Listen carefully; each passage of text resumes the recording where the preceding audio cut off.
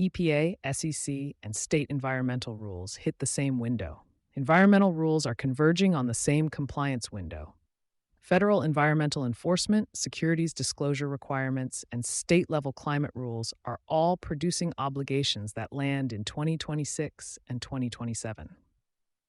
Most organizations are managing each track separately. The compounded exposure that results from treating them in silos is larger than any single track would suggest. Corporate compliance functions are built to manage regulatory tracks in parallel, with environmental, legal, and finance teams each handling their designated domains. That structure works reasonably well when regulatory timelines are staggered and obligations don't interact. It produces blind spots when multiple significant regulatory obligations land in the same window and compound each other in ways that no single team is positioned to see in full. That is the situation facing a significant number of organizations in 2026 and 2027. Three distinct regulatory tracks are producing overlapping compliance obligations, and the interaction effects between them are creating exposures that aren't visible from inside any single compliance silo. Track 1. EPA enforcement intensification across multiple programs. The EPA entered 2026 with enforcement priorities that span several major regulatory programs simultaneously. The PFAS hazardous substance designation under CERCLA, finalized in 2024, continues to drive site investigation requirements and potentially responsible party notifications at contaminated sites.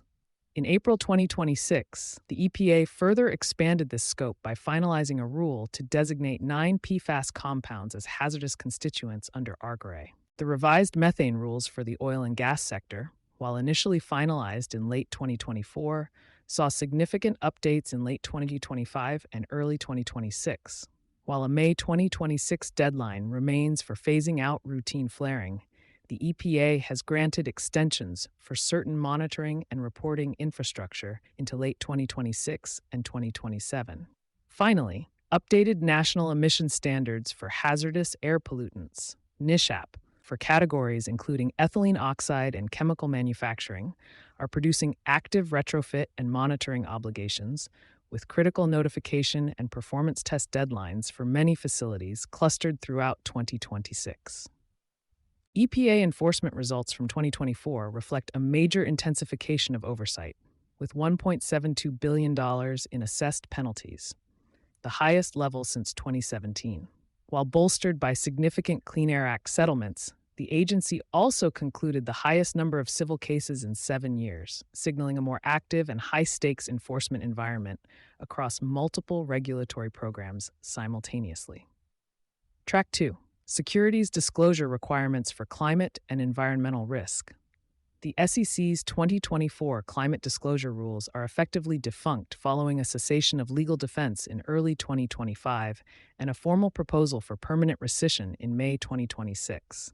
Companies must now adhere to the 2010 SEC interpretive guidance, as well as mandatory California SB 253-261 or EU CSRD regulations, if applicable. What legal teams are discovering is that the materiality analysis required for SEC disclosure forces a level of environmental risk quantification that many organizations have not previously undertaken.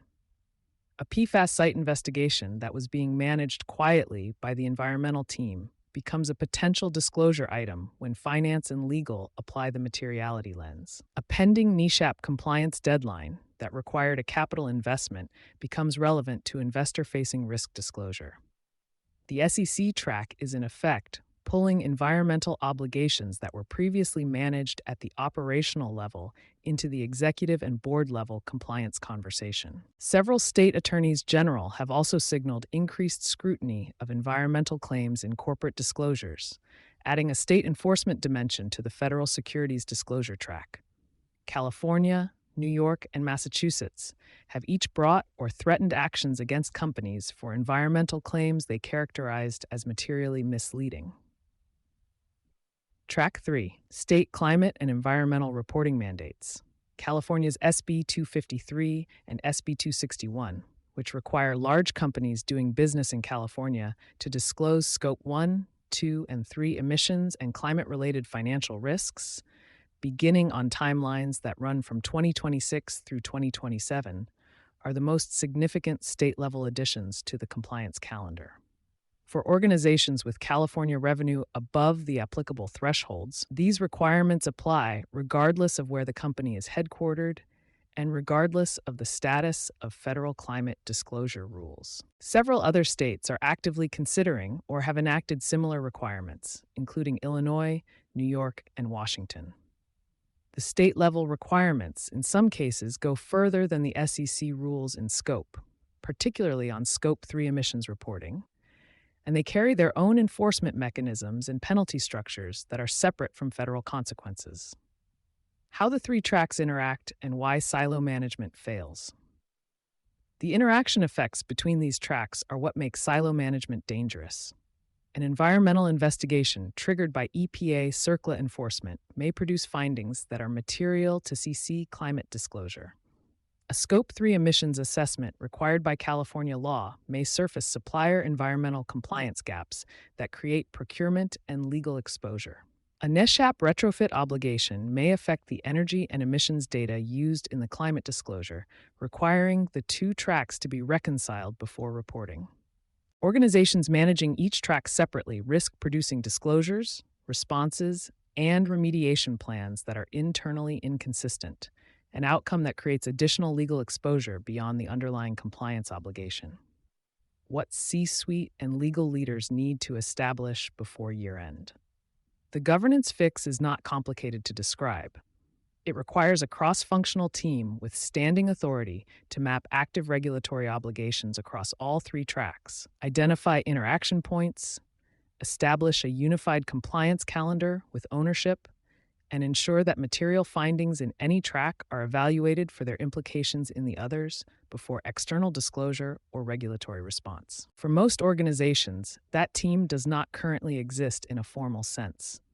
Environmental compliance, securities law, and state regulatory response sit in different parts of the organization and communicate episodically rather than through a shared governance structure. Building that structure before year-end is the work that will determine whether 2026 and 2027 compliance obligations are managed proactively or reactively. You've been listening to Sustainability Soundbites by Environment and Energy Leader.